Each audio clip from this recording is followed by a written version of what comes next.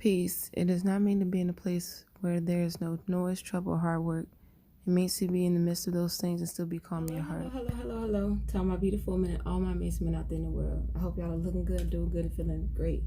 I want to start by saying a special congratulations to all those individuals who are in the process of obtaining your CDL. A lot of times people fail to realize that getting your CDL is one of the most challenging licenses to obtain, but it's extremely easy to lose. You could do the slightest thing to jeopardize your CDL, and honestly, it's gone at the split of a second. So some people fail to realize that. If you're in the process now, congratulations to you. If you've obtained it already, congratulations to you. But just keep in mind that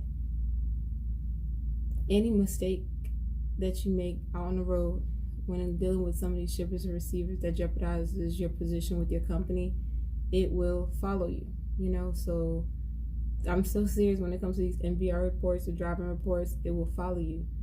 Try to figure out when it comes to your testing, try to figure out different methods or routines when focusing on passing your pre-trip inspection. Certain components you have to know. It's just how you go about it on your day-to-day routine when it comes to regular checks on the truck. As far as backing goes, people do not learn how to back overnight. It's a well-versed skill that you'll acquire over time. The more you do it, the more accustomed you'll become. So as for the pre-trip, mind over matter. Don't overthink certain things and you'll get through it. So that's on that note.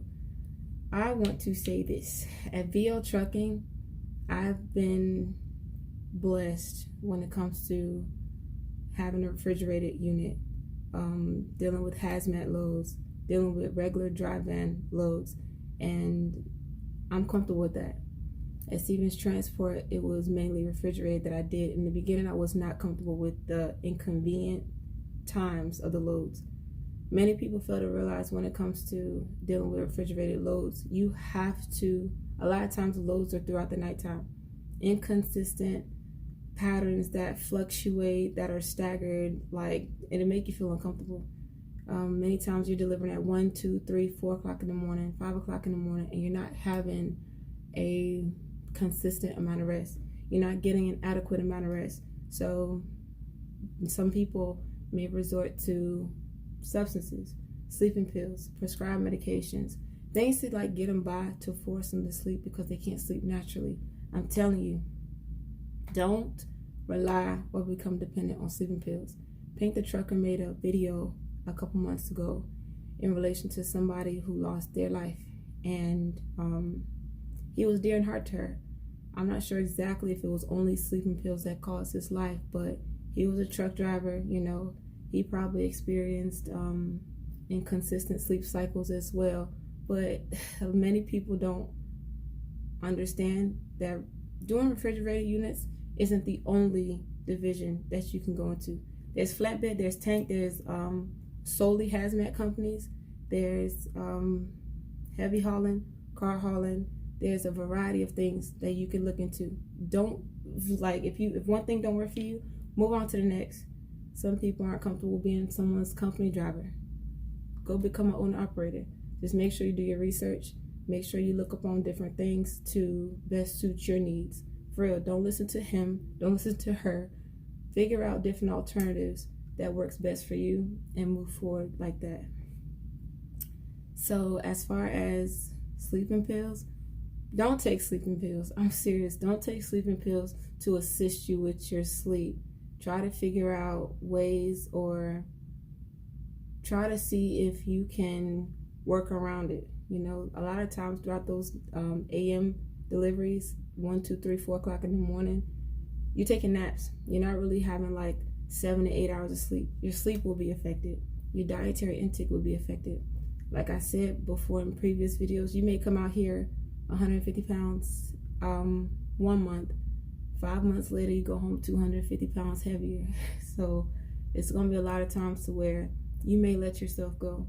You're in this confined area in a truck, but don't lose yourself.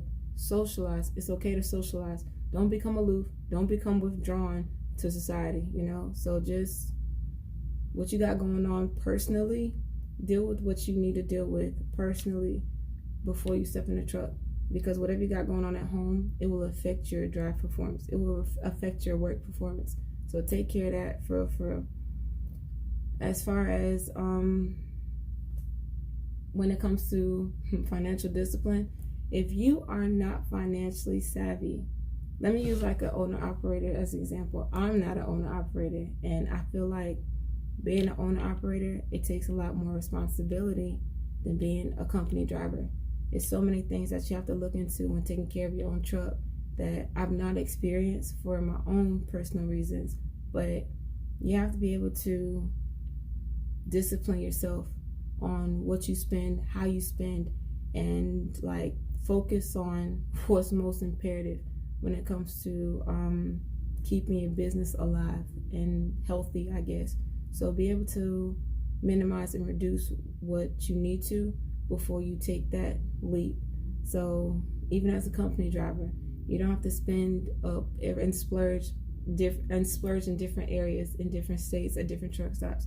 So know how to be financially disciplined, because that's one thing that this profession can provide a lot of people is financial stability. And some people don't really realize that because they take it for granted and they use their bread for the wrong reasons. So understand that. But the main takeaway from this video is when you come out here, this is the type of lifestyle that some people aren't with. They're not. And once they realize it's not for them, they go into something else. They find something that's more beneficial for them. It's okay. Once you tried it, move on and move up to something else.